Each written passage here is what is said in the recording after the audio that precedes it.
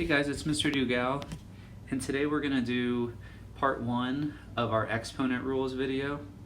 We'll finish this with part 2 tomorrow. We're going to start on the bottom first, just to mix things up. We have 6 different exponent rules that we're going to talk about, and the first rule we're going to start with is the product rule. One very important thing to note with all of these is that in order for these rules to apply, we must have a like basis. Meaning that if I, for the first one, instead of having 5 to the third times 5 squared, if I had 5 to the third times 4 squared, this would not work, this would not apply. That's true with all of them, so just keep that in mind. It only works if our bases are the same, all for a like basis only. So our product rule comes first. It's called the product rule because we are multiplying the two bases. If we write this out, we're going to write these out into expanded form to help us visualize why the rule is the way it is. We would have 5 to the third power, there's 3 5s being multiplied together, times 5 to the second power, there's 2 5s being multiplied together. As I go to find how many total 5s I'm multiplying together, I have 1, 2, 3, 4, 5 total 5s, or rewritten in exponent form now as 5 to the 5th power. 5 to the 5th power equals 3,125. More importantly, the rule that I can pick up from this is that I realize if I go back to the beginning, had I added my 3 and my 2 together, it would have given me a result of 5 to the 5th power. This is not a coincidence, this is the rule. That if you have two bases that are the same, you may add their exponents together if the two bases are being multiplied.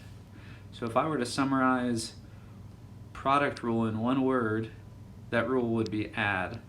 So even though it's called the product rule, the way that we can do this in a quicker manner rather than writing it out into expanded form is to add our exponents together and then solve. Up next is our quotient rule, and with our quotient rule we have, it's called a quotient rule because it is a division problem. It's an answer to a division problem. In this case, our numerator is 5 to the 4th power, or written out in expanded form, 5 times 5 times 5 times 5. There it is in standard form. On the bottom we have 5 times 5. We can actually cancel 2 of our 5s on top and 2 of our 5s on bottom. And I'm just left with 5 squared.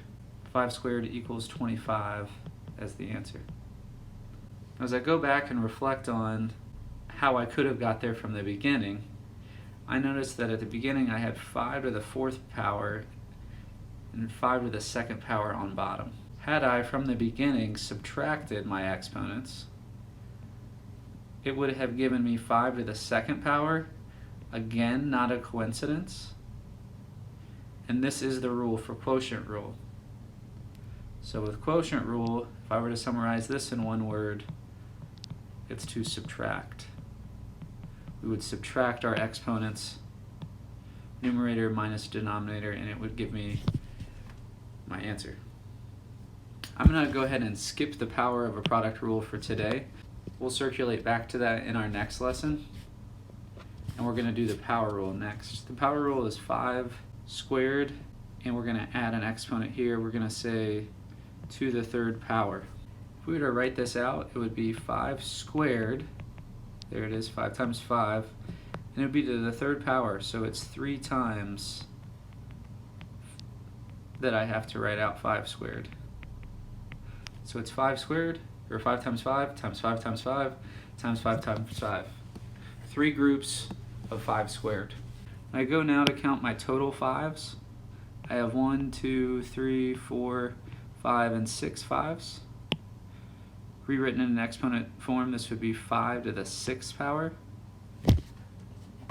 5 to the 6th power would be 15,625.